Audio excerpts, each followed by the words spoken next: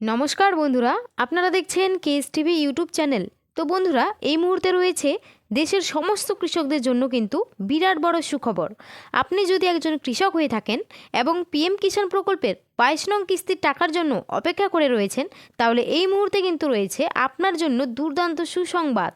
তো বন্ধুরা, পিএম কিষাণ প্রকল্পের 22 নম্বর কিস্তির টাকা কবে থেকে দেওয়া শুরু হবে সেই বিষয়ে কিন্তু সঠিক আপডেট জানানো হয়েছে আজকের এই ভিডিওটির মাধ্যমে।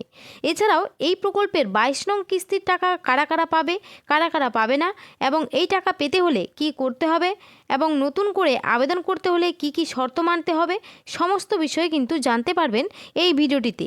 তাই ভিডিওটি স্কিপ না করে সম্পূর্ণ দেখবেন। আর বলবো, আমাদের এই ছোট্ট চ্যানেলে যদি কেউ নতুন দর্শক হয়ে থাকেন তাহলে অবশ্যই চ্যানেলটিকে সাবস্ক্রাইব করে পাশে থাকা বেল আইকনটি অন করে রাখবেন এই ধরনের নিত্য নতুন আপডেট সবার আগে পাওয়ার জন্য। তো চলুন বন্ধুরা, আজকের ভিডিওটি শুরু করা যাক। দেখুন, আজকের আপডেট বলেছে পিএম কিষাণ 22 নং কিস্তি।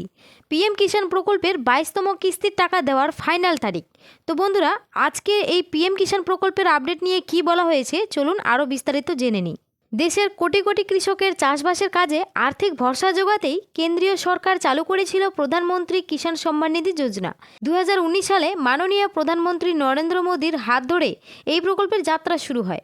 মূল লক্ষ্য একটাই, দেশের ক্ষুদ্র ও প্রান্তিক কৃষক পরিবারগুলোর পাশে দাঁড়িয়ে চাষের মরশুমে যে আর্থিক চাপ তৈরি হয় তা কিছুটা হলেও কমানো।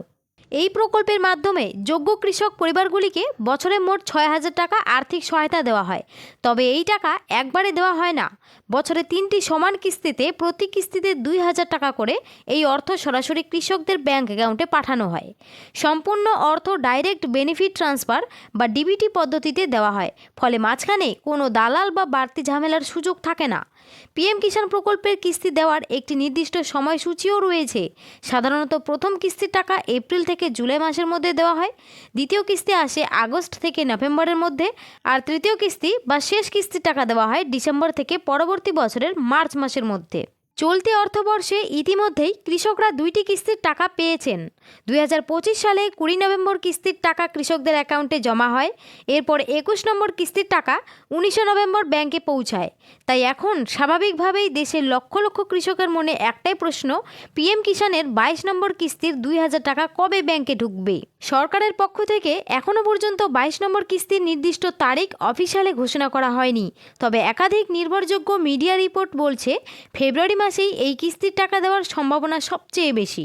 কারণ আগের বছরগুলোর দিকে তাকালে দেখা যায় 13তম কিস্তি দেওয়া হয়েছিল 27শে ফেব্রুয়ারি, 16তম কিস্তি 28শে ফেব্রুয়ারি এবং 19তম কিস্তি 24শে ফেব্রুয়ারি।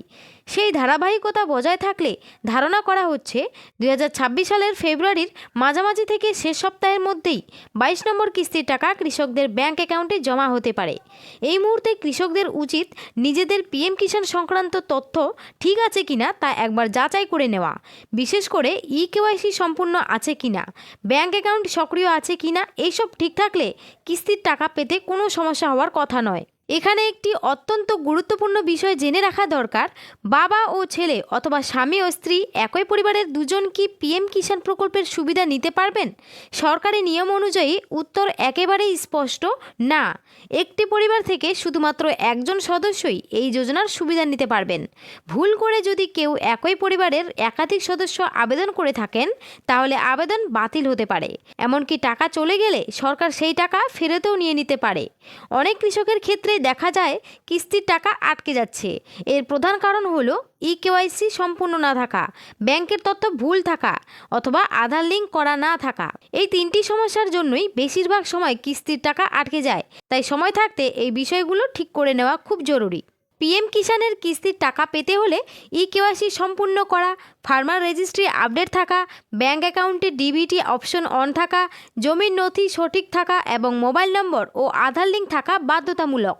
আবেদনপত্রের নাম, ঠিকানা বা নম্বরে কোনো ভুল থাকলে তা দ্রুত সংশোধন করে নিতে হবে, না হলে টাকা আটকে যেতে পারে। যারা জানতে চান পিএম কিষাণ লিস্টে নিজের নাম রয়েছে কিনা, তারা pmkishan.gov.in এই সরকারি ওয়েবসাইটে গিয়ে ফার্মার্স কর্নার অপশনে ক্লিক করে বেনিফিশিয়ারি লিস্ট নির্বাচন করতে পারবেন। সেখানে রাজ্য, জেলা, ব্লক এবং গ্রামের নাম দিয়ে গেট রিপোর্টে ক্লিক করলেই নিজের স্ট্যাটাস দেখা যাবে। সব মিলিয়ে বলা যায় প্রধানমন্ত্রী কিষাণ সম্মান নিধি যোজনা দেশের কৃষকদের জন্য একটি অত্যন্ত গুরুত্বপূর্ণ আর্থিক সহায়তা। তুমি একা নও, সরকার পাশে আছে।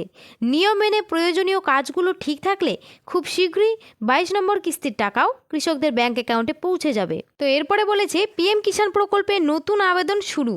তো দেখুন কি বলা হয়েছে, পিএম কিষাণ প্রকল্পে নতুন আবেদন শুরু 2026 সালের জন্য প্রধানমন্ত্রী কিষাণ সম্মান নিধি প্রকল্পে নতুন নাম নথিভুক্তকরণ বা রেজিস্ট্রেশন প্রক্রিয়া শুরু হয়েছে।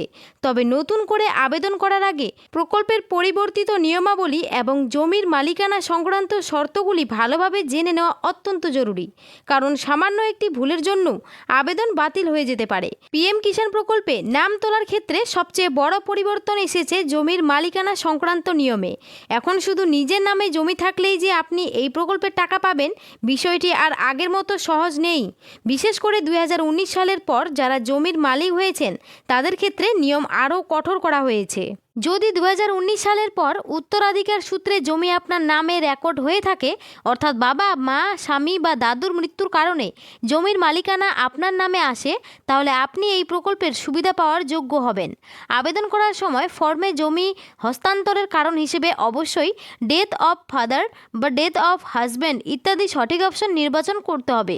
অন্যদিকে যদি 2019 সালের পর আপনি টাকা দিয়ে জমি কিনে নিজের নামে রেজিস্ট্রি করে থাকেন অথবা অন্য কোনো সাধারণ উপায়ে জমির মালিকানা পরিবর্তন হয়ে থাকে, তাহলে সেই ক্ষেত্রে আপনি পিএম কিষাণ প্রকল্পে আবেদন করতে পারবেন না। বর্তমানে এই ধরনের আবেদনগুলি যাচাইয়ের সময় সরাসরি বাতিল করা হচ্ছে।